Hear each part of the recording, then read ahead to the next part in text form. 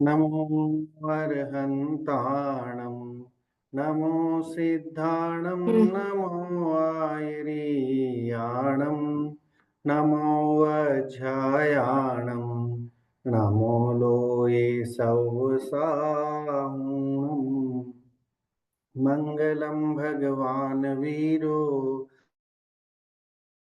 मङ्गलमोगणी मङ्गलं कुन्दकुन्धाद्यो जैनधर्मोऽस्तु मङ्गलम् सर्वमङ्गलमङ्गल्यं सर्वकल्याणकारकं प्रधानं सर्वधर्माणां जैनं जयतु शासनं जैनं जयतु शासनं जैनं जयतु शासनम् यस्य स्वयं स्वभावाप्तिर्भावे कृष्णकर्मणः तस्मै संज्ञानरूपाय नमोऽस्तु परमात्मने अरहंत सिद्ध सूर्य उपाध्याय साधु सर्व अर्थ के प्रकाशी मांगलिक उपकारी है। तीन को स्वरूप जाने रागते भई जो भक्ति काय को न माए स्तुति को उच्चारी है। धन्य धन्य तुम ही से काज सब आज भय कर जोरी बारी बारी वंदना हमारी है। मंगल कल्याण सुख ऐसो हम चाहत हैं। हो मेरी ऐसी दशा जैसी तुम धारी है। हो मेरी ऐसी दशा जैसी तुम धारी है। इष्टोपदेश महान ग्रंथ पर अपना स्वाध्याय चल रहा है। जैन धर्म के प्रसिद्ध आचार्य आचार्य पूज्यपाद स्वामी द्वारा विरचित, जिन्होंने सरवार सिद्धि नामक ग्रंथ भी लिखा है, और जो एक ब्राह्मण थे। और उन्होंने मतलब सांप के मुंह में मेढक को देखकर उन्हें वैराग्य हुआ था, और उसके बाद वो जाति अपेक्षा तो ब्राह्मण थे, लेकिन बाद में फिर जिनेश्वरी दीक्षा धारण करके और यह प्रदेय जो है हमें दिया है। और इतना उत्कृष्ट ग्रंथ है, उसका स्वाध्याय शुरू करते हैं। स्वाध्याय शुरू करने से पहले हम स्वाध्याय के लाभ देख लेते हैं। स्वाध्याय का पहला इम्पोर्टेंट लाभ जो है वो है क्रोधादि कषायों की मंदता होती है। अल्प ज्ञान होने पर तीन लोक का ज्ञान हमें स्वाध्याय के माध्यम से संभव है, और अधिक अधिक ज्ञान होने पर आनंद विशेष की प्राप्ति हमें इस स्वाध्याय के माध्यम से होती है। इसलिए हमें स्वाध्याय करना चाहिए। आज का जो विषय है इष्टोपदेश ग्रंथ के बारे में तो हम जान ही रहे हैं, जानेंगे आज। और 14वीं और 15वीं गाथा के बारे में जानेंगे, जो बहुत ही मजेदार गाथाएं हैं, जिनको हम यहाँ जानेंगे। और धन की निस्सारता के बारे में समझेंगे। रुपया पैसा जो है वो हमारे कहाँ तक काम आने वाला है, उसकी चर्चा भी आज यहाँ पर होने वाली है। सो बहुत ही रोचक और मजेदार विषय है यह। और शुरू करते हैं बिना किसी विलंब के, सीधे विषय की ओर अपन बढ़ते हैं। 13वीं गाथा में और 14वीं गाथा, सॉरी 12 और 13वीं गाथा में जो है वो पैसों के बारे में बताया। 13वीं गाथा में खासकर बताया कि जो पैसा रुपया पैसा है वो बहुत कठिनाई से अर्जित किया जाता है। उसकी सुरक्षा करना it is very not easy task, है ना। बहुत पैसा इकट्ठा हो जाए तो तिजोरी में भर के रखना, इनकम टैक्स वालों से बचा के रखना, दुनियादारी से न रिश्तेदारों से इधर उधर सबसे बचा के रखना, ये बहुत कठिन काम हो जाता है। चोर चुरा ले जाते हैं, है ना। कई बार जबरदस्ती कोई आकर के और डाकू आते हैं तो वो ठग ले जाते हैं। नहीं तो कोई नेता लोग और लुटेरे बहुत बैठे हैं। तो जहां भी जिसको धनवान देखा वो लोग उसको लूटने के लिए तैयार खड़े रहते हैं। सो कह रहे हैं कि उस बहुत मेहनत करके अर्जित की गई संपदा को उसको सुरक्षित रखना it is not easy task, वो बहुत कठिन काम है। और इस उसका आगे जाकर के जो है वो सुख भी नहीं देता है। इसकी चर्चा हमने 13वीं गाथा में की थी। उसमें फिर शिष्य प्रश्न करता है। अब देखिए यहाँ पर कहता है, एवं विधाम संपदम कथम न त्यजति। कह रहे कि आप ये बता रहे हो कि उसको मेहनत करके कठिनाई से इकट्ठा किया जाता है, फिर उसको सुरक्षा करना भी कठिन है, वो नाशवान है, वो कभी भी हमें सुख नहीं दे सकता है। तो ऐसी चीज को लोग छोड़ते क्यों नहीं? शिष्य का ये प्रश्न है आचार्य से कि वो ये चाहता कि एवं विधाम संपदम कथम न त्यजति इति, कह रहे कि अगर इस ऐसी बात है तो इस संपत्ति को लोग क्यों नहीं छोड़ते हैं। कथम शब्द लिखा है, कथम मतलब कैसे, है ना, क्यों नहीं छोड़ते, कैसे नहीं छोड़ रहे। भूयो अपि विनेय पृच्छति एवं विधाम दुर्जयत्वादि प्रकारेण लोकद्वयोपि,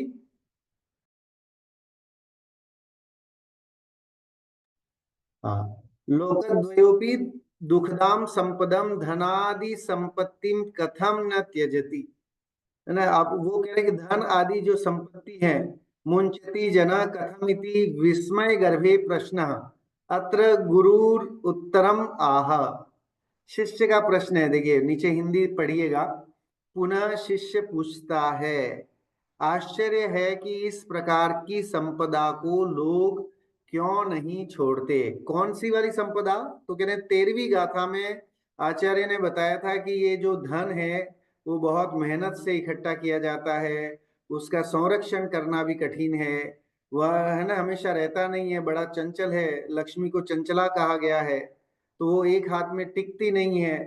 तो ये सब कठिनाइयां होते हुए भी लोग क्यों नहीं उसको छोड़ते हैं, उसके प्रति मोह क्या का त्याग क्यों नहीं होता, है ना। लोग धन को ही क्यों सर्वोपरि मान के बैठे हुए हैं। आज भी अगर देखें, आचार्य श्री ने ये ग्रंथ लिखा आज से 1500-1600 साल पहले, और आज भी उसकी प्रासंगिकता बनी हुई है कि अभी भी 1500-1600 साल बाद भी जो है वो धन को ही सर्वोपरि माना जाता है ना। पिछली बार एक गाथा हमने वो श्लोक पढ़ा था कि धन है, जिसके पास रुपया पैसा है वही विद्वान है, वही गुणज्ञ है ना। सर्वे गुणा कांचनमाश्रयंती, लिखा कि सभी गुण है ना जो है वो पैसे वालों के पास ही होते हैं, पैसे वाले ही सम्मानित होते हैं, है ना। पैसे वालों को डॉक्टरेट की उपाधियां भी मिल जाती हैं, पैसे वालों को क्या क्या नहीं मिलता है। तो कह रहे कि अगर ये सारी चीजें आप बता रहे हैं, 13वीं गाथा में आपने बताया कि पैसे को इकट्ठा करना it is not easy task, उसको संरक्षण करना भी कठिन है, वो नष्ट हो जाता है, नश्वर है, वो सदा काल रहता नहीं है। तो ऐसे में लोग उसको क्यों नहीं छोड़ते हैं, क्या कारण है कि अभी भी, है ना, 1500-1600 साल बाद भी लोग जो है बात तो कुछ और करते हैं और अंदर ही अंदर है ना पैसे को लेकर के उनकी ओपिनियन कुछ डिफरेंट होती है ना। वो कहते हैं ना हाथी के दांत दिखाने के और खाने के और। सो ऐसे ही चाहे कोई बड़े से बड़े विद्वान पंडित जो भी हो, लेकिन वो बात तो करते हैं अध्यात्म की ये सारी चीजें, लेकिन अंतर में अभी भी जो है वो रुपया पैसा ये सर्वोपरि रहता है। कहीं ना कहीं जहन में जो है वो उसकी मान्यता या वो पैसा जो है वो बैठा हुआ है। तो कह रहे कि उसको क्यों नहीं छोड़ते हैं, शिष्य का प्रश्न। आश्चर्य है कि इस प्रकार की संपदा, ये संपदा चंचल है, नाशवान है, क्षणभंगुर है ना, ऐसी आप बात कर रहे हैं, तो उसको छोड़ते क्यों नहीं है लोग, क्यों नहीं छोड़ते, अर्थात दुख से उपार्जित आदि कारणों से दोनों लोक में, इस लोक और परलोक में भी दुखदायक ऐसी धन संपत्ति को लोग क्यों नहीं छोड़ते। आचार्य पहले बता के आए हुए हैं कि भाई ये जो धन संपत्ति है ये तुम्हारी इस ये है ना अभी भी दुखदायक है, और अगर बहुत इकट्ठा करोगे तो बहु आरंभ परिग्रह से नरक से आयुष, है ना, बहुत आरंभ और परिग्रह से नरक जाना तय है ना। तो ये बात तो हमें तो हमारा परभव परलोक भी बिगड़ने वाला है, बहुत पैसा इकट्ठा करके और आसक्ति रखेंगे तो ये भाव तो दुखी होगा ही। बहुत मेहनत कर करके 24 घंटे में से, है ना, 12 घंटे सिर्फ और सिर्फ पैसा कमाने की हाय तौबा में लगे रहे, और फिर इकट्ठा कर भी लिया, खुदा न खास्ता इतना पैसा इकट्ठा हो भी गया, तो कह रहे हैं कि फिर वो ले जाने की सुविधा तो है नहीं, तो करना क्या पड़ेगा कि यहीं छोड़ के जाना पड़ेगा, यहीं, है ना, जिन्हें ना चाहते हो उन्हें ही दे के जाना पड़ेगा, तो यहीं छोड़ के जाना पड़ेगा। तो इस भव को भी दुखदायक है और अगले भव में भी जो है वो दुख का कारण है, क्योंकि बहु आरंभ परिग्रह नरक गति का कारण है। और यहाँ पर उसकी सुरक्षा का टेंशन, है ना, बहुत पैसा है तो उसको कैसे संभालें, कैसे सुरक्षित रखें, कोई खा नहीं जाए, कहीं रेड नहीं पड़ जाए, कोई पुलिस नहीं आ जाए, कुछ और, हमेशा भयाकुल रहता है। इवन नींद की गोलियां खाने की जरूरत पड़ जाती है। तो बहुत ही सुंदर गाथा यहाँ पर 14वीं गाथा जो है वो अपन यहाँ पढ़ते हैं, और इस विषय को अब वो आगे बढ़ा रहे हैं, उसका जवाब दे रहे हैं। शिष्य ने प्रश्न किया कि आप कहते हो कि ये पैसा सब नाशवान है, क्षणभंगुर है, तो इसका त्याग क्यों नहीं करते हैं? उसका रीजन बताया कि आखिर हम जो है, हम हमारी दृष्टि कैसी है, हमारा नेचर कैसा है ना। हम क्या करते हैं, दूसरों में दोष देखते हैं, लेकिन स्वयं में हम कितने दोषी हैं उसका कभी भी भान हमें नहीं हुआ है।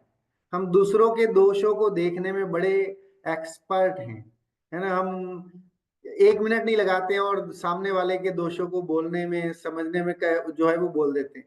सामने वाले ने क्या कपड़ा पहना है, नहीं पहना है, उस पर जच रहा है, नहीं जच रहा है, वो भला बड़े इच्छा से भावनाओं से पहन के आया और आपने बोल दिया अरे ये क्या पहना, है ना। कई बार ये होता है कि अच्छा नहीं है तो भी आपके तो अरे वाह क्या कपड़े पहने हैं आपने। तो इस तरह की मान्यताएं, है ना, जहाँ होती हैं तो दिक्कत वाली ही, दुखदायक वाली है, क्योंकि हम दूसरों के दोषों को तो गिनते हैं, हम अपने दोषों को नहीं देखते। वो कबीर ने एक दोहा लिखा कि मैंने है दूसरों के दोषों को तो बहुत देखा, जब देखा निज आपना मुझसे बुरा न कोई, ऐसा करके एक दोहा है, याद नहीं आ रहा है, लेकिन उसमें ये लाइन है कि मुझसे बुरा न कोई।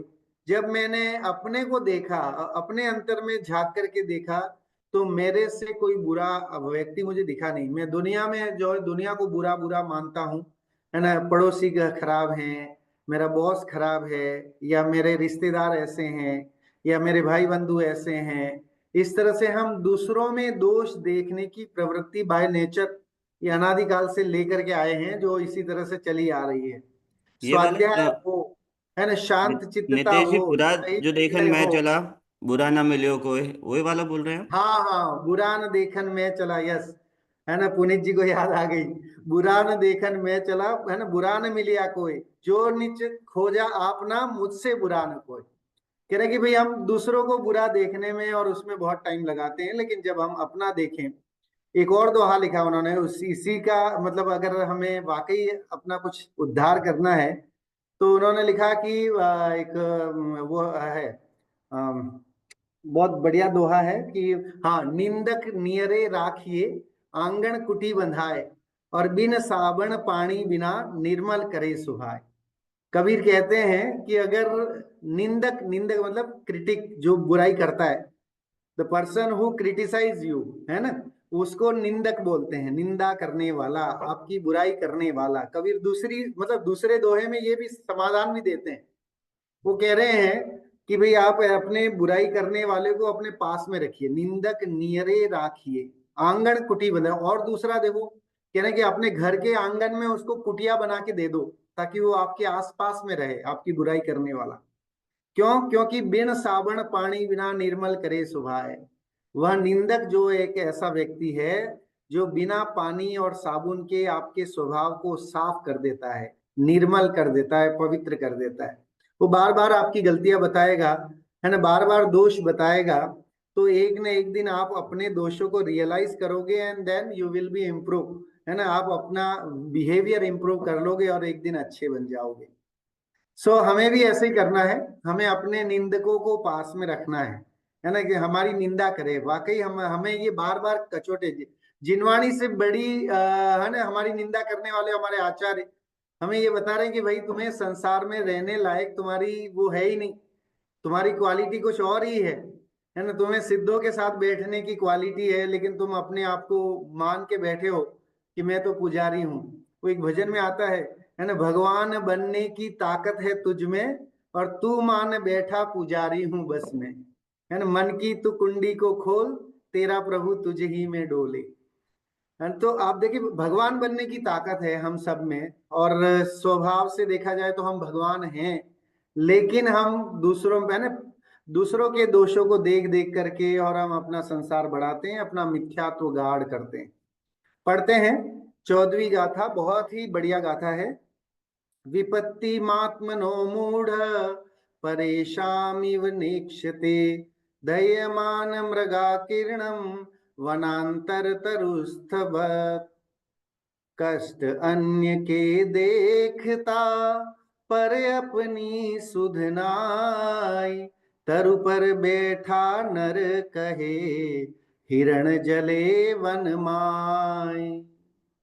देखिए, जंगल में जो है आग लगी हुई है, अभी अभी रिसेंटली कैलिफोर्निया में आग लगी थी, है ना।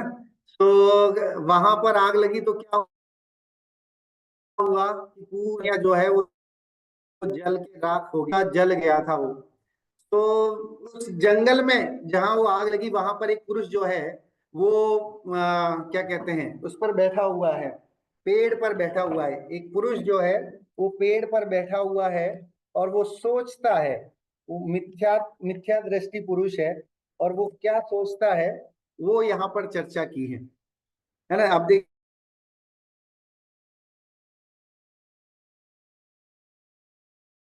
जल रहा है, शेर जल रहा है ना, और जानवर जल रहे हैं, लेकिन वो कभी ये विचार नहीं करता है, मूर्ख व्यक्ति, कि एक है ना थोड़े समय बाद कालांतर में ये जंगल के अंदर मैं बैठा हूं, पेड़ के ऊपर बैठा हूं, तो वो पेड़ भी जल जाएगा, इसकी मुझे जो है वो चिंता नहीं, उसकी चिंता नहीं है।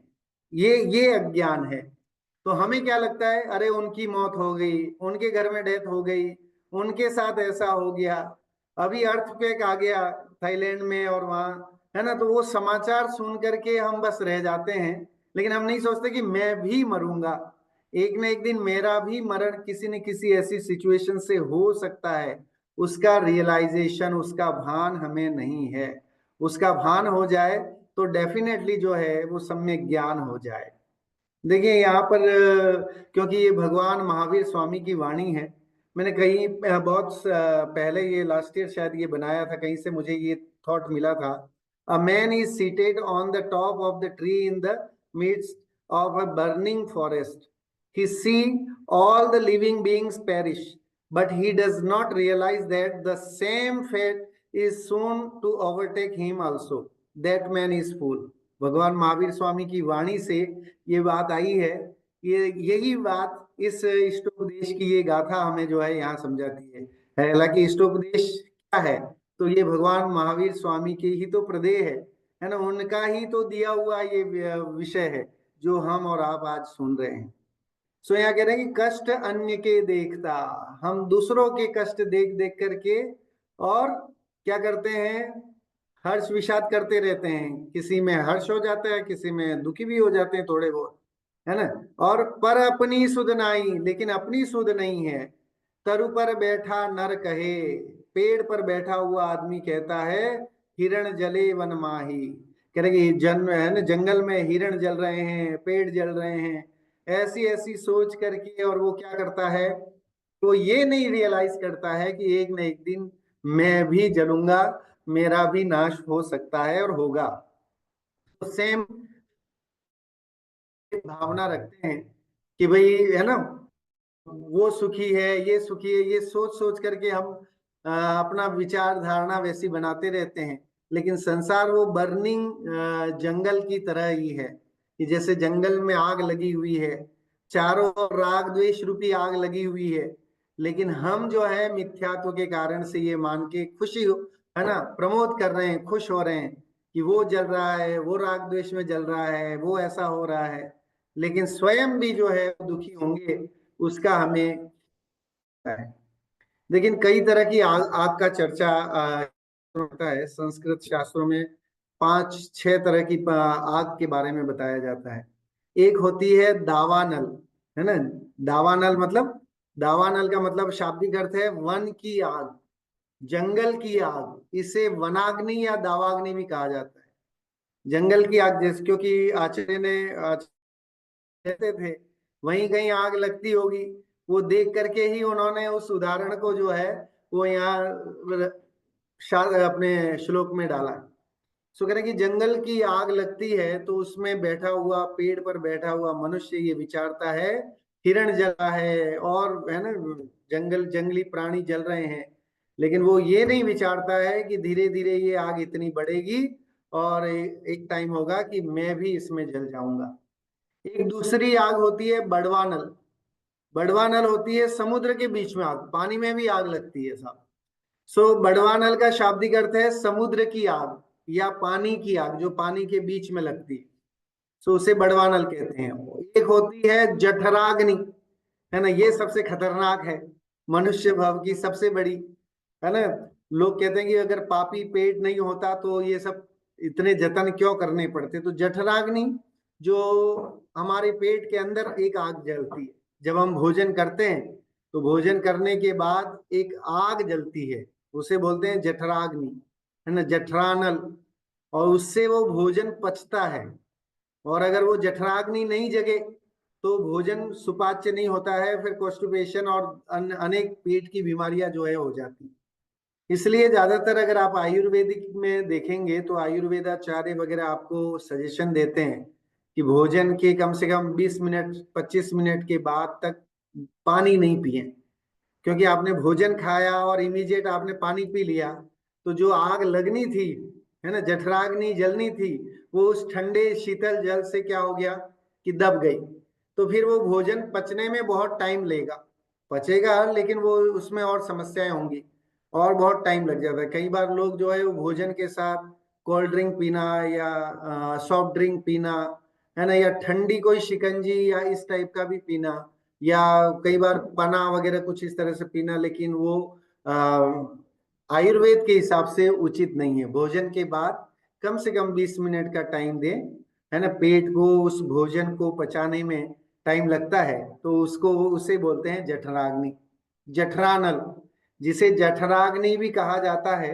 आयुर्वेद में पाचन क्रिया के लिए अत्यंत महत्वपूर्ण मानी जाने वाली आग है। यह पेट और ग्रहणी, छोटी आंत का पहला भाग जिसे वो में स्थित होती है, और भोजन को पचाने, पोषक तत्वों को अवशोषित करने और अपशिष्ट पदार्थों को अलग करने का कार्य उसी समय होता है। इसलिए पानी पीने का निषेध किया जाता है इमीडिएट भोजन करने के बाद, है ना। अगर खाना खाने के बीच में थोड़ा बहुत पानी पी ले तो चलता है, लेकिन ये आपने पूरा खाना खा लिया और फिर अगर आप पानी पिएंगे तो वो आपके स्वास्थ्य के लिए अच्छा नहीं है। तो ऐसी तीन और भी है, मुखाग्नि भी होती है ना, किसी के मरने पर जो जो दी जाती है उसे हम मुखाग्नि बोलते हैं। तो मुखाग्नि भी वो एक तरह की आग है। सो अनेक आगों में ये सबसे है कि दावानल, है ना, जो जंगलों में लगने वाली आग है, उसमें वह पुरुष, अज्ञानी पुरुष, मिथ्या दृष्टि पुरुष जो है वो बैठा हुआ ये सोचता है कि ये सब तो जल रहे हैं, मेरी बारी अभी नहीं है, तो ये गलत है ना। सम्यक दृष्टि की विचार धारणा डिफरेंट होती है। गृहस्थी सम्यक दृष्टि भी जो है वो पैसा रुपया पैसा सब सब सब कुछ रहता है, उसके बीच रहता है, लेकिन उसके बीच में रह करके भी उसके प्रति उसकी आसक्ति का भाव नहीं होता है, समता भाव होता है। ये फर्क होता है मिथ्या दृष्टि और सम्यक दृष्टि की ओपिनियन में, थिंकिंग में ये फर्क है। मिथ्या दृष्टि उसी रुपये पैसे को, उसी राजपाट को, वैभव को अपना मान के बैठता है। वहीं पर उसी राजपाट में रहते हुए सम्यक दृष्टि की विचारधारणा होती है ये सब धूल है, ये पर पदार्थ हैं, है ना, इनका मेरा कोई लेना देना नहीं है, ये आज हैं कल रहेंगे इसकी कोई गारंटी नहीं है ना। ये पुण्य के प्रमाण, पुण्य के अधीन ये स्थितियां हमें बनी है, मिली हैं, लेकिन ये हमेशा रहेंगी इसकी कोई गारंटी नहीं है। ये हम और आप अपने अभी तक के जीवन में ये रियलाइज कर सकते हैं कि, है ना, हमने किस किस तरह की अवस्थाओं को पार किया है ना। हम शायद स्टूडेंट लाइफ में थे तो बहुत हमने डिफिकल्टीज फेस की, फिर थोड़ा सा कमाने लग गए तो सुविधाएं होने लगी। तो पुण्य और पाप की ये श्रृंखला जो है वो चलती रहती है इसी तरह, है ना। अमीर को गरीब बनते देर नहीं लगती है और गरीब को अमीर बनते देर नहीं लगती है। लेकिन दूसरों के, है ना, दुखों को देख करके ये मानना कि मुझे कभी दुख नहीं आएगा, तो ये सबसे बड़ी अज्ञानता है, ये सबसे बड़ा मिथ्यात्व है ना। तो इसलिए हमें ये देखना है कि मेरी भी बारी आनी है, संसार में मैं हूं तो मेरी भी एक न एक दिन ये अवस्था आनी है, जो अभी ये हिरण के साथ हो रही है और जंगली जानवरों के साथ हो रही है। ऐसी अवस्था कभी भी आ सकती है संसार। इसीलिए तो देखिए, कोई दुनिया का और कोई धर्म ऐसा नहीं है जो ये कहे कि हे जीव तू नर से नारायण बन सकता है, अभी बन सकता है, इमीडिएट तुम अगर पुरुषार्थ करो और वैसे चाहो तो तुम नर से नारायण बन सकते हो, है ना, भगवान बन सकते हो।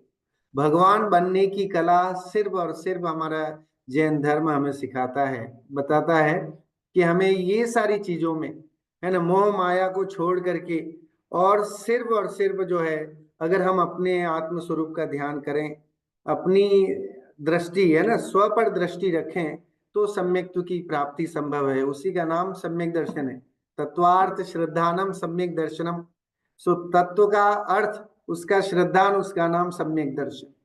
सो सही तत्व समझना, है ना। ये रुपया पैसा, स्त्री पुत्र मकान जायदाद जिसकी चर्चा है पिछली 13 गाथाओं में, 13 गाथाएं जो इष्टोपदेश की हैं, उन सब में विषय भले थोड़ा थोड़ा डिफरेंट था, लेकिन वो सब जो है वो मिथ्यात्व की कैटेगरी में आता है ना, कि वो सब जो है जिसके कारण हमारी अज्ञानता को दूर किया गया है। और यहाँ तक पहुंचे हम। अब यहाँ पर ये बता रहे हैं कि हमारी और गलती क्या होती है। तो हम क्या करते हैं, दूसरों के दुखों को देख करके हम ये मानते हैं कि कभी भी दुख मुझे नहीं होगा। तो ये सबसे बड़ा अज्ञान है। जंगली प्राणियों को जलता देख करके वह जो, है ना, मिथ्या दृष्टि है, वो ये मानता है कि ये तो जल रहे हैं, है ना, इनके पाप का उदय है, और वो सोचता है कि मैं तो सदा काल रहूंगा। तो ये सबसे बड़ा, है ना, भ्रम है, अहंकार है। और अहंकारी का नाश निश्चित है। चाहे वो रावण को ले लीजिए, चाहे शैतान को ले लीजिए, कोई भी, है ना, कि वो रहने वाला नहीं। क्योंकि हमें, अगर हम ये मान के बैठे हैं कि मैं सदा काल रहूंगा, हमेशा रहूंगा, सारी स्थितियां ऐसी ही बनी रहेंगी, तो ये कोई जरूरी नहीं है ना। व्यक्ति चाहे कितना भी शक्तिशाली क्यों ना हो, एक न एक दिन उसका मुंह बंद होना ही है। हो सकता है सिकंदर किसी अपने समय में बहुत ताकतवर था, लेकिन जब वो मरण, उसकी मृत्यु की अवस्था आई, तब उसने कहा कि भाई मेरे हाथ जो है वो खुले रखना, ताकि लोग बाग देख सकें कि भाई ये जो है कुछ लेके नहीं जा रहा है ना। मुट्ठी बांध के आया था और हाथ पसारा जासी। तो ये सीखने का है, समझने का है। भावार्थ पढ़ते हैं, बहुत ही उत्कृष्ट विषय है। और गाथा बहुत मजेदार है। और इस गाथा को भगवान महावीर की देशना समझ करके, और देशना उन्हीं की है, जिनवाणी की बात है, कि हम जो है वो दूसरों के दोषों को निहारते हैं, उनको देख देख करके, और कभी ये रियलाइज नहीं करते हैं कि वाकई हमारे अंदर कितने दोष हैं। मेरी भी ये स्थिति बनने वाली है ना। संयोगों में और घर बार लौकिक जीवन में भी हम कई बार देखते हैं कि कुछ ईगो, अहंकार, है ना, ये आपस में आड़े आ जाते हैं, और जिसके कारण से हम संबंध बनाने से चूक जाते हैं, है ना। हालांकि जैन धर्म में संबंध बनाना कोई अच्छी बात नहीं है, लेकिन लौकिक जीवन में, व्यवहारिक जीवन में भी ये चीज काम आती है। हम तो निश्चय और व्यवहार दोनों ओर से घटा के देखें, तो अगर व्यवहारिक जीवन भी देखें तो उसके लिए भी ये गाथा बहुत उपयोगी है। और निश्चय से तो हमें जो है वो अपने स्वरूप को देखना है। ये गाथा में ये बताती है कि पर में, है, फंसना नहीं है, स्व में जमना है, उसकी, है ना, उसकी प्रेरणा देती है। निश्चय से देखा जाए तो हम अपने स्वरूप को निहारें, अपने अंदर देखें, अपनी गलतियों को सुधारें, है ना, अपने दोषों को देख करके और उन्हें दूर करने का प्रयास करें। आलोचना पाठ पढ़ते हैं ना, सो आलोचना में क्या करते हैं, हम दूसरों के बारे में नहीं करते, हम अपनी गलतियां क्या क्या की हैं हमने, उसको हम भगवान के सामने, है ना, पढ़ते हैं और उनको पश्चाताप करते हैं कि मैंने क्या क्या गलतियां की हैं, मैं और क्या गलतियां कर रहा हूं और आगे क्या करूंगा। तो उन सब चीजों से किससे मेरी हिंसा हो रही है, कितने प्रमाद में करता हूं दिन भर में, जिससे हिंसा बनती है, तो उसकी, है ना, उसकी आलोचना पढ़ते हैं। भावार्थ, मृग आदि अनेक प्राणियों से भरे हुए वन में आग लगने पर उससे बचने के लिए कोई एक मनुष्य वन के मध्य में स्थित वृक्ष पर चढ़ बैठता है। अचानक आग लग गई, तो जो इंसान था उसमें थोड़ा, आप देखिए जानवरों में और इंसान में यही तो फर्क है ना। प्रकृति ने इंसान को मन भी दिया है साथ में, है ना। अभी यहाँ पर कैसे है, मनुष्य कैसा है, तो संगी प्राणी है समनस्का अमनस्का। तत्वार्थ सूत्र में एक सूत्र है ना। जीव कितने प्रकार के हैं, तो दो प्रकार के, समनस्का अमनस्का। एक समनस्क मतलब मन सहित, अमनस्क मतलब मन रहित, ठीक है। सो हम हैं मन सहित, तो हम में विवेक विचार है, हम सोच समझ करके काम कर सकते हैं। और पशु जो है वो सिर्फ और सिर्फ अपना सोचता है और किसी के बारे में नहीं, इसलिए पशु प्रवृत्ति को थोड़ा तुच्छ कहा जाता है ना, उसे अच्छा नहीं माना जाता है। क्योंकि पशु जानवर जो होता है अपने पेट भरने तक सीमित होता है, उसे दूसरे जानवर ने खाया कि नहीं खाया या उसकी हेल्प कर दे, ऐसा बहुत कम देखने में मिलता है। कुछ है ना ट्रेंड पशु ही, चाहे कुत्ते बिल्ली वगैरह होते हैं तो वो थोड़ा बहुत करते हैं, लेकिन बाय नेचर जानवरों में क्योंकि वो मन नहीं है, तो मन नहीं होने के कारण वो विचार नहीं कर पाते हैं और वो चीज नहीं हो पाती। हमें प्रकृति प्रदत्त जो है वो मन भी मिला हुआ है, तो हम विचार कर सकते हैं, हम अपने साथ साथ दूसरों का भला भी कर सकते हैं अगर चाहे तो। हम अपने ही रक्षा के साथ साथ दूसरे जीवों की रक्षा भी कर सकते हैं, है ना, बिना किसी ज्यादा जतन के। और हमारा जो प्रमाद है उसको दूर करके हम एकेंद्रिय से लेकर के पंचेंद्रिय जीवों की विराधना से बच सकते हैं, है ना। अनर्थ दंड नहीं करें, जितनी आवश्यकता है उतनी बिजली पानी और जिसकी है ना उसका उपयोग करें। कपड़े हैं तो उतने ही रखें जितनी आवश्यकता हो, एक साल में जितने हम पहन सकते हो, उससे ज्यादा नहीं रखें। तो ये तो किया जा सकता है ना, इसमें कोई ऐसा नहीं है कि सब कुछ और करेंगे और कुछ नियम लेंगे तभी के जो होगा। ये चीज तो हम सहजता से कर सकते हैं। यहाँ सब मुझे पता है कि मैं साल में 4 कुर्ते पहनूंगा, तो 4 ही सिलवाएं, 4 पहन के और उसको पूरा कर लें, साल भर में हो जाए। तो उसे या तो किसी नीडी को दे दें और फिर 2 4 और खरीद लें। लेकिन वो भी 4 वार्डरोब में रखें, 4 और नए भी आ गए हैं, किसी ने 2 4 गिफ्ट भी दे दिए हैं, और वो भरे जा रहे हैं भरे जा रहे हैं, और उसका सार संभाल करने में उसकी हिंसा उसका दोष भी हमें लगता रहता है। तो आवश्यकता अनुसार जैन धर्म हमें बहुत संयम से रहने की प्रेरणा देता है। हमें ये सिखाता है कि जितनी आवश्यकता है उतना ही उपयोग किया जाना चाहिए, है ना। जितनी आवश्यकता नहीं है तो उसका त्याग ही करें, किसी को दान दे दें, कि जिसको आवश्यकता है उसको संभला दें, तो वो ज्यादा बढ़िया है, ताकि उतना दोष हमें नहीं लगे, उतनी हिंसा से हम बच सकते हैं। सो मृग आदि अनेक प्राणियों से भरे हुए वन में आग लग गई है, और उससे बचने के लिए एक मनुष्य पेड़ के ऊपर चढ़ गया है और अग्नि की ज्वालाओं से भस्मीभूत होते प्राणियों को देखता रहता है, निहारता रहता है ना। बाकी के और जानवर जल रहे हैं वहां, तो उसको देख रहा है। उस समय वह ऐसा विचारता है कि मैं तो वृक्ष पर सही सलामत हूं। उसे क्या लग रहा है कि मैं तो पेड़ पे आराम से हूं, मुझे कुछ नहीं होने वाला है, अग्नि मुझे हानि नहीं करेगी। परंतु उस अज्ञानी को पता नहीं है कि थोड़ी ही देर में अग्नि वृक्ष को और उसकी भी जला देगी। इस प्रकार मूढ़ जीव धनादि के कारण दूसरों पर आने वाली आपत्तियों को देखने पर भी अपने को सही सलामत मानता है, और कभी विचार भी नहीं करता कि वैसी विपत्तियां देर सवेर उस पर भी आ पड़ेंगी और कालाग्नि उसे भी भस्म कर देगी। ये जितने भी स्मगलिंग वगैरह करने वाले होते हैं, क्या उनको ये पता नहीं है कि अगर ये पुलिस ने देख लिया या किसी मुखबिर ने जा करके बता दिया, मेरी पोल खोल दी और पुलिस ने मुझे रंगे हाथों पकड़ लिया, तो मेरा क्या हश्र होने वाला है, क्या हाल होने वाला है। पता होते हुए भी धनादि की चाह के कारण से, है ना, लोग वो सोचते हैं कि नहीं नहीं मेरे पे नहीं होगा, वो दूसरों पे हो जाता है। अभी अभी रिसेंटली हुआ था ना गोल्ड स्मगलिंग, एक कोई युवती थी और उसने न जाने कितने वो है ना 14 किलो सोना ले करके और गई। तो उसने कभी सोचा नहीं होगा कि भाई अगर मैं ये पकड़ी जाऊंगी तो डेफिनेटली जो है वो मेरे को 10 साल की कारागार होने वाली है ना, कैद में रहना पड़ेगा, और वहां के दर्द दुख दर्द उसकी वेदना सोची होगी कि नहीं। तो सोचने पर भी उसने विचार अंतर में ये रखा मिथ्यात्व के कारण कि मेरे पे तो नहीं होगा, क्योंकि मेरे साथ तो कुछ है ना वीआईपी है, मेरी तो जान पहचान है, मेरा तो ऐसा है, तो मेरे साथ नहीं होगा। लेकिन होना होगा तो किसी को नहीं छोड़ेगा।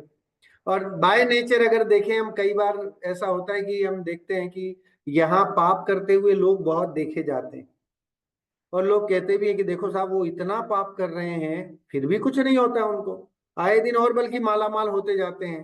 उनके घरों में कारें ही कारें आती जाती हैं, है ना, बंगले पे बंगले बने जा रहे हैं उनके, और कहीं पर बेचारे वो खाने के लाले भी पड़ रहे हैं।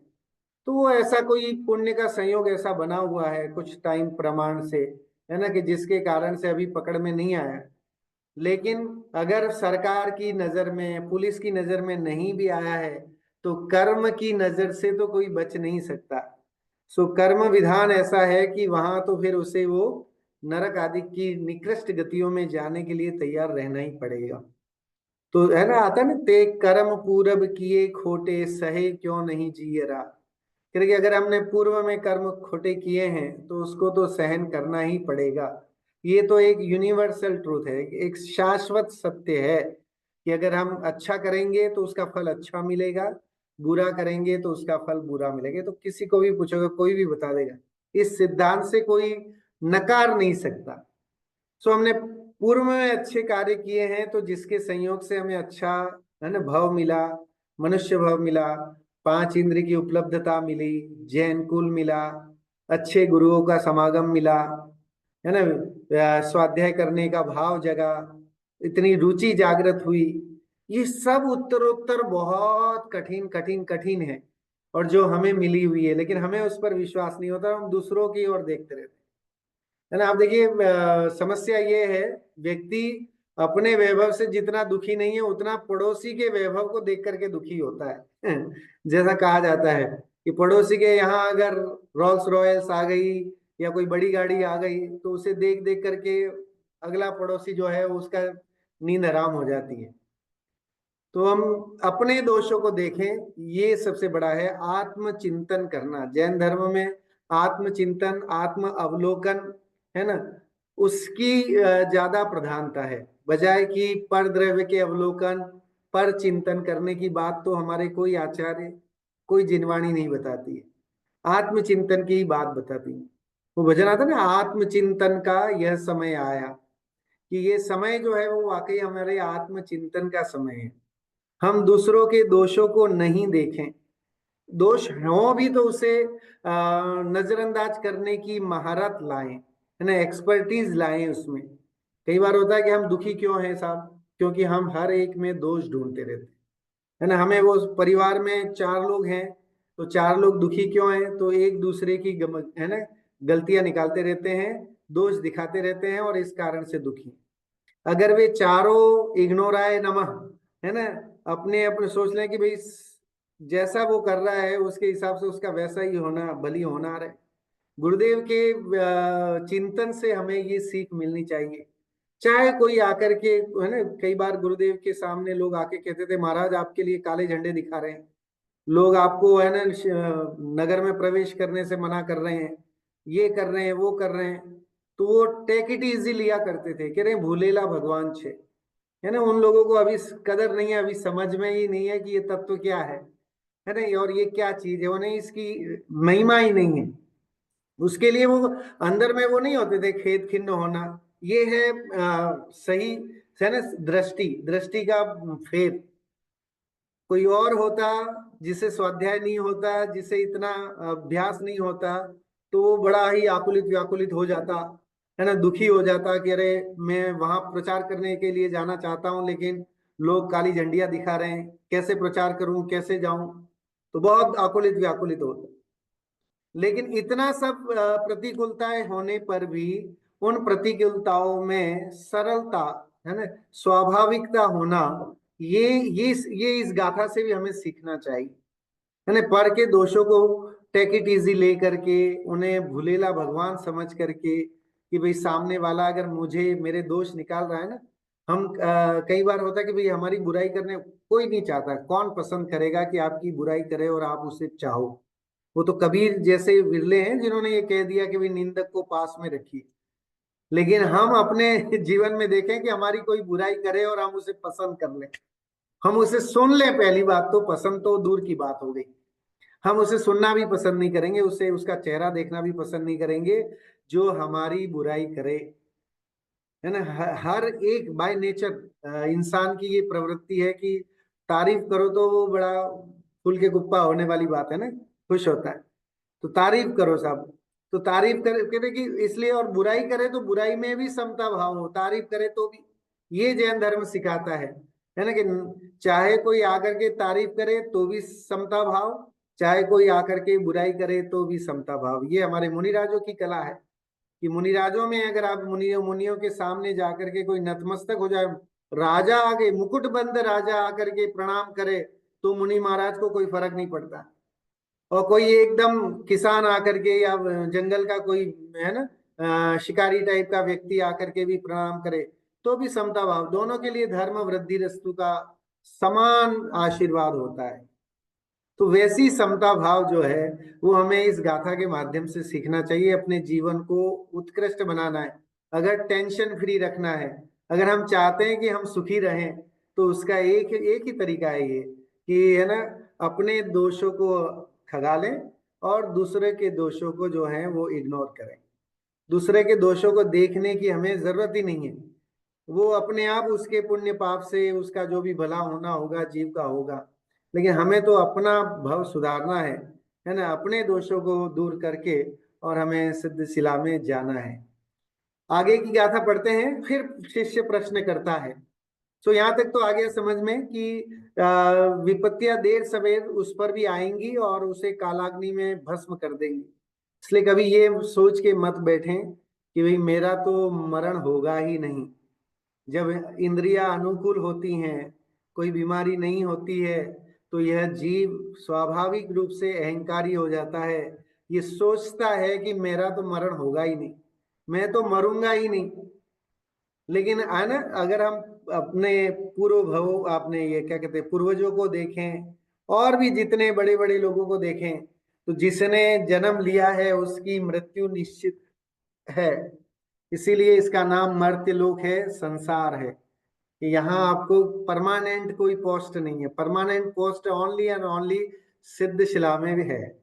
तो सिद्ध शिला की उस परमानेंट पोस्ट को चाहने के लिए है ना, हमें ये कला सीखनी बहुत जरूरी है कि हमें जो है वो दूसरों के दुखों को देख करके, और ये नहीं सोचना है कि मेरे पे तो कोई विपत्तियां आएंगी ही नहीं, लेकिन विपत्तियां मुझ पे भी आएंगी, मेरे पे भी विपत्ति हैं। ये है ना, जो आता ना, अंजुलि जल सम जवानी क्षीण होती जा रही। कह रही ये जो मनुष्य भव है वो अंजुलि, अंजुलि मतलब हाँ उंगलियां, उंगलियों में रखे हुए जल की तरह। अगर हम मुट्ठी में पानी भर लें तो कितनी देर रहेगा, तो कह रहे मुट्ठी में भरा हुआ पानी धीरे धीरे करके उंगलियों के बीच में से बूंद बूंद करके बह जाता है और फिर आपकी मुट्ठी खाली हो जाएगी। तो अंजुलि जल सम जवानी क्षीण होती जा रही। कह रहे ये जो जवानी है, जो मनुष्य भव मिला है, ये अंजुलि में रखे हुए जल की तरह नष्ट हो रहा है। लेकिन हम ये मान के बैठे कि मैं तो मरूंगा ही नहीं, तो सबसे बड़ा मूर्ख, हमसे बड़ा मूर्ख और कौन होगा। कबीर का एक दोहा है कि पानी केरा बुलबुला असमानस की जात, और देखत ही छिप जाएगा जो तारा प्रभात। मनुष्य के शरीर की क्षण भंगुरता पर उसने गजब का दोहा लिखा कबीरदास जी ने। कह रहे पानी के बुलबुले की तरह हमारा ये मनुष्य भव है।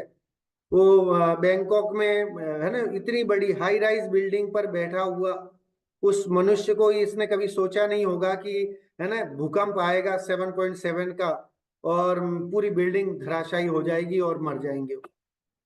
तो मृत्यु कब आ जाए इसकी कोई वो नहीं है, सिर्फ और सिर्फ केवल ही जानते। तो इसके लिए हमें तैयारी हमारी हमेशा होनी चाहिए। हम ये नहीं सोचें कि साहब ये धर्म और ये सब सुनने का तो टाइम जो है after retire I will do this, है ना, कि मैं रिटायर होने के बाद after 60 I will read all so much books, जो भी है वो मैं पढ़ लूंगा और हो जाएगा काम। लेकिन कह रहे हैं कब मौत आ जाए, किसकी कब मौत आ जाए, ये हम नहीं कह सकते हैं। तो इस कारण से जो है हमारी तैयारी हमेशा रहनी चाहिए। हमें ये कला सीखनी है, हमें ये कला सीखनी है कि हमें अपने दोषों को देखना है, दूसरों के दोषों को नहीं। आज से हम ये प्रण करें, इस गाथा को पढ़ करके, चौथी गाथा का रिजल्ट है ना, फल हमें तभी मिलेगा जब हम आज ये प्रण कर लें कि हम दूसरों के दोषों को नहीं देखें, अपने दोषों को पहचाने। मेरी क्या गलतियां मैंने की हैं, मैं क्यों संसार में रकड़ रहा हूं, है ना, इसका हमें भान हो जाए, इसका श्रद्धान हो जाए। तो इस गाथा की सार्थकता है ना। पूज्यपाद आचार्य की आज से 1600 साल पहले लिखने की और हम पे करुणा करने की, हमें उन्हें कुछ तो देना है ना, उन्हें कुछ गुरु दक्षिणा के रूप में तो हम यही दे सकते हैं कि आचार्य श्री आपने आज से 1600 साल पहले वन जंगल में बैठ करके, जलते हुए जंगल को देख करके, और ये जो है ये पूरी विषय वस्तु जो आपके सामने घटी होगी उसको आपने यहाँ पर पूरी गाथा में उतार दिया है। तो मैं आज ये प्रण करता हूं कि मैं आज के बाद किसी के है ना दूसरों के दोषों को नहीं देखूं और आत्म अवलोकन ही करूंगा। मैं अपनी आलोचना करूंगा, मैं दूसरों की आलोचना करने का हकदार नहीं। पुनः शिष्य कहता है, ऐसा क्यों भगवान? मनुष्य किस कारण से समीप आई हुई आपदाओं को भी नहीं देखता है? ऐसा क्यों होता है कि मनुष्य जो है वो ये अब सामने आपत्ति है, अरे इससे बड़ी आपत्ति क्या है कि हम मनुष्य हैं। मनुष्य है ये भी एक आपत्ति है। आपत्ति क्या है कि कभी भी मृत्यु को प्राप्त कर सकता है, कभी भी साइलेंट अटैक आ सकता है, कभी भी जो है वो एक्सीडेंट हो सकता है, कभी भी भूकंप आकर के और है ना मृत्यु को प्राप्त हो सकता है। एरोप्लेन में जाते ही प्लेन क्रैश हो सकता है, कुछ भी हो सकता है ना। इसलिए परमानेंट कोई नहीं है यहाँ, शाश्वत नहीं है। सबसे समस्या बड़ी यही है ना। और निराकुलता नहीं है, हमेशा आकुलता बनी रहती है। पैसा ज्यादा हो गया तो आकुलता, नहीं है तो आकुलता, है ना। जवानी चली जाए उसकी आकुलता, बुढ़ापा आएगा उसकी आकुलता, टेंशन ही टेंशन हमेशा रहती है। इस कारण से इसका नाम संसार है। संसरणम इति संसार, जो हमेशा बदलता रहे, कभी एक जैसा रहे नहीं, उसका नाम संसार है। तो कहते कि ऐसी आपदाओं को क्यों नहीं देखता है। उस पर एक अगली गाथा जो है वो यहाँ पर कहते हैं, 15वीं गाथा जो कि हम पढ़ते हैं यहाँ। अपि विपदो अदर्शनम जनस्य इति गुरु आह वत्स लोभादिति धनादि गात अर्थध्यात पुरोवर्तिनीम अप्यापदम धनिनो न पश्यति इति। गुरु कहते हैं लोभ के कारण से इसको क्यों नहीं दिखाई देती अपनी प्रॉब्लम्स, क्यों नहीं दिखाई देती अपनी गलतियां, तो कह रहे हैं लोभ के कारण, है ना। लोभ है इसलिए उसे ये नहीं लगता कि मैं पकड़ा जाऊंगा, है ना। पुलिस मेरे, मैं स्मगलिंग कर रहा हूं तो मैं पकड़ा जाऊंगा, ये उसे भान ही नहीं है, क्योंकि अंतर में लोभ बैठा हुआ है कि भाई एक विजिट करूंगा मैं या करूंगी तो मुझे लाखों रुपए, 13 लाख 15 लाख रुपए मुझे है ना आने जाने के मिल जाएंगे। तो ऐसा सोच करके लोभ अंतर में रहता है, तो जिसके कारण इसे अपने दोष दिखते ही नहीं और दूसरों के ही दोष दिखता रहता है। हे वत्स, धनादि की बुद्धि अर्थात आसक्ति से धनिक सामने उपस्थित आपदा को भी नहीं देखता है ना। पैसे के कारण से, ये लोभ के कारण से कोई समस्या देखता ही नहीं कि आगे कोई प्रॉब्लम आएगी। आयुर्वृद्धि क्षयोत्कर्षम हेतुम कालस्य निर्गमम वांछताम धनानिमिष्टम जीवितात सुतराम धनम। आयु क्षय धन वृद्धि का कारण जानो काल, धन प्राणों से प्रिय लगे अतः धनिक बेहाल। कह देखिए, एक तो आयु क्षय सबसे पहला, कि आयु का क्षय होता रहता है ना। हर समय हमारी आयु घटती जा रही, प्रत्येक पल जर्जर जरा नजदीक आती जा रही है ना, काल की काली घटा। तो कह रहे कि हमारी आयु हर समय घट रही है और हम जो है वो मृत्यु के नजदीक जाते जा रहे हैं, इसका भान होना चाहिए। कभी भी मौत आ सकती है। तो आयु क्षयम धन वृद्धि का कारण जानो काल, कह रहे कि दोनों का काल ही कारण है। धन प्राणों से प्रिय लगे अतः धनिक बेहाल, कह रहे धनिक बेहाल क्यों है, तो उसका कारण है कि उसे प्राणों से भी ज्यादा धन अच्छा लगता है, पैसा अच्छा लगता है। पैसा कमाने के लिए वो किसी भी हद तक जा सकता है। तो इसके कारण से यहाँ बात की। देखो, पैसों को चाहने वाले लोग अपनी आयु नहीं देखते हैं। पैसा अगर इकट्ठा करना है तो वो नहीं देखते हैं कि आयु कितनी बची है, तो आयु को वो करके और पैसे को ज्यादा वो महत्व देते हैं। जो जैसे ब्याज वगैरह में देते हैं ना, सो इंटरेस्ट पे देते हैं, तो वो लोग सोचते हैं कि है ना जल्दी जल्दी टाइम निकल जाए, ताकि उनको जो है वो 12% 15% जिस पे भी उन्होंने ब्याज पे दे रखा है, तो वो पैसा उनको जल्दी से मिल जाए। तो वो क्या करते हैं, आयु को गौण करके और उस लालच के कारण से पैसे को मुख्य कर देते हैं, है ना। तो पैसों को चाहने वाले लोग आयु को नहीं गिनते। भावार्थ है, देखते हैं, जैसे जैसे काल व्यतीत होता है वैसे वैसे आयु कम होती जाती है। ये तो हम सब जानते हैं, परंतु काल का वह अंतर धनिक को ब्याज आदि की आमदनी में वृद्धि करने का कारण होता है, इसलिए वह उसको उत्कर्ष का मतलब आमदनी का कारण गिनता है। वो क्या करता है, टाइम को, काल को नहीं गिन करके और उस ब्याज से जो आमदनी होने वाली है उसको गिनता है। जो धनिक लोभवश ब्याज आदि की आमदनी करने के लिए काल का निर्गमन चाहते हैं, वे धन को अपने जीवन से भी अधिक प्रिय मानते हैं। वो सोचते हैं टाइम जल्दी जल्दी पास हो जाए, लेकिन उसे पता नहीं है कि जितना जल्दी पास होगा उतना बूढ़ा भी तो होता जा रहा है साथ में, वो है ना, वो मृत्यु के नजदीक आता जा रहा है, लेकिन उसका उसे तो उससे पैसा दिख रहा है। क्योंकि वे यह समझते हैं कि काल के निर्गमन से जैसे दिन बढ़ेंगे वैसे ब्याज आदि बढ़ेगा, यानी कि जैसे टाइम जल्दी फास्ट फास्ट निकलेगा तो दिन बढ़ जाएंगे, दिन बढ़ेंगे तो ब्याज भी ज्यादा मिलेगा, तो प्रॉफिट ज्यादा होगा। परंतु उसकी आयु में से उतने दिन कम होंगे उसका भान उन्हें नहीं होता, है ना, उतना भान उन्हें नहीं रहता कि आयु तो घट रही है, निकल रही है। वे धन वृद्धि के लोभ में अपने जीवन के विनाश की ओर लक्ष्य नहीं देते हैं। उन्हें सिर्फ पैसा पैसा पैसा दिखता है, उन्हें वो उम्र जा रही है उसका भान नहीं होता। इस प्रकार व्यामोह का कारण होने से धन धिक्कार का पात्र है। कह रही ये पैसा ऐसा है जिसके कारण से व्यामोह, है ना, उसके प्रति लालच बढ़ता है। लखपति था तो करोड़पति बनने की भावना, करोड़पति था तो अरबपति बनने की भावना, अरबपति बन गया तो नंबर 1 आने की भावना। तो कभी, है ना, इच्छाओं का शमन होता ही नहीं।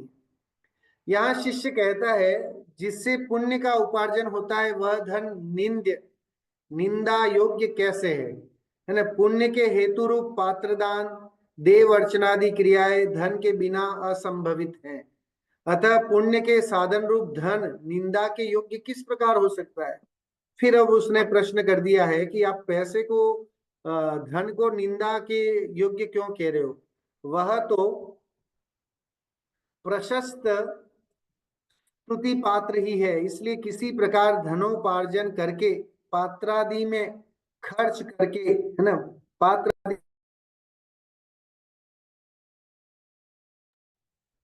खर्च करके सुख के लिए पुण्य उपार्जन करना चाहिए। शिष्य का फिर प्रश्न है कि आप ये कह रहे हैं लेकिन धन से ही तो सब कुछ होता है ना, दान आदि की क्रियाएं धन के द्वारा संभव है, तो इस कारण से ये पुण्य, इसी से पुण्य का अर्जन संभव है। इसका समाधान जो है वो अगली गाथा में आचार्य करेंगे। उससे पहले युगल जी, एक्चुअल में राजचंद्र जी ने ये स्तुति लिखी थी, उसका हिंदी अनुवाद युगल जी ने किया है। मनुष्य भव की क्षण भंगुरता और पैसे को लेकर के, है ना, उसकी चर्चा यहाँ पर की है, तो वो हम एक बार पढ़ते हैं। बहु पुण्य पुंज प्रसंग से शुभ देह मानव का मिला, तो भी अरे भव चक्र का फेरान एक अभी टला। सुख प्राप्ति हेतु प्रयत्न करते सुख जाता दूर है, तू क्यों भयंकर भाव मरण प्रवाह में चकचूर है। अब है मेन तीसरी वाले में, लक्ष्मी बड़ी अधिकार भी पर बढ़ गया क्या बोलिए, परिवार और कुटुंब है क्या वृद्धि नय पर तोलिए। संसार का बढ़ना रे नर देह की यह हार है, नहीं एक क्षण तुझको अरे इसका विवेक विचार है। सो ये और है, ये तो पूरी स्तुति है, लेकिन मैंने ये 4 गाथाएं यहाँ पर, 4 श्लोक जो हैं वो लिए हैं, जो कि हमारी इन गाथाओं से एकदम मिलते जुलते हैं, है ना। जो हमारी गाथा का सार संक्षेप बताने वाले ये गए हैं कि लक्ष्मी बड़ी अधिकार भी, पर बढ़ गया क्या बोलिए। कि पैसा बढ़ जाए, अधिकार भी मिल जाए, तो भी वो कुछ बड़ा हुआ नहीं है। परिवार और कुटुंब भी बढ़ जाए तो भी किसी काम का नहीं है, क्योंकि उससे मेरी आत्मा को कोई प्रॉफिट नहीं होना है। मेरी आत्मा के सुंदरता में, है ना, उसकी ब्यूटी में कोई इजाफा नहीं होना है, लक्ष्मी बढ़ने से, पैसा बढ़ने से, परिवार बढ़ने से, कुटुंब बढ़ने से।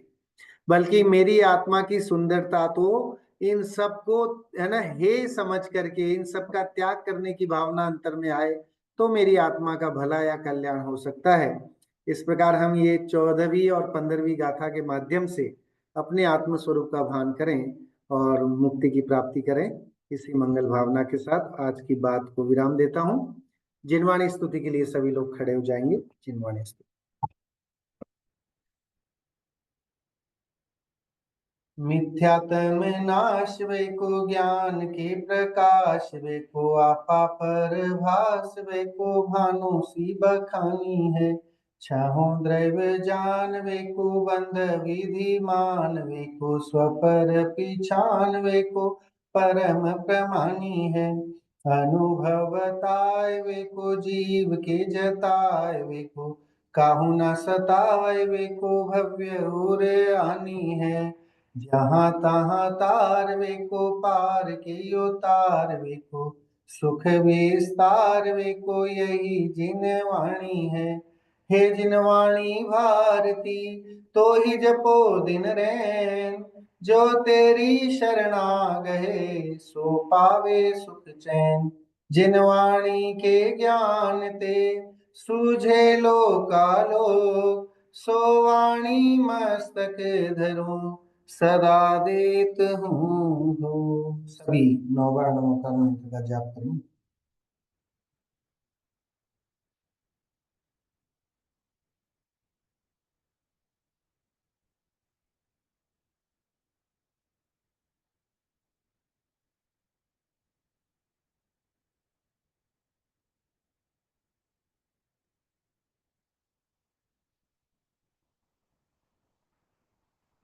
बोलिए द्वादशांग जिनवाणी मात की जय हो। बोलिए महान जैन धर्म की जय हो। बोलिए समस्त वितरागी संतों की जय हो।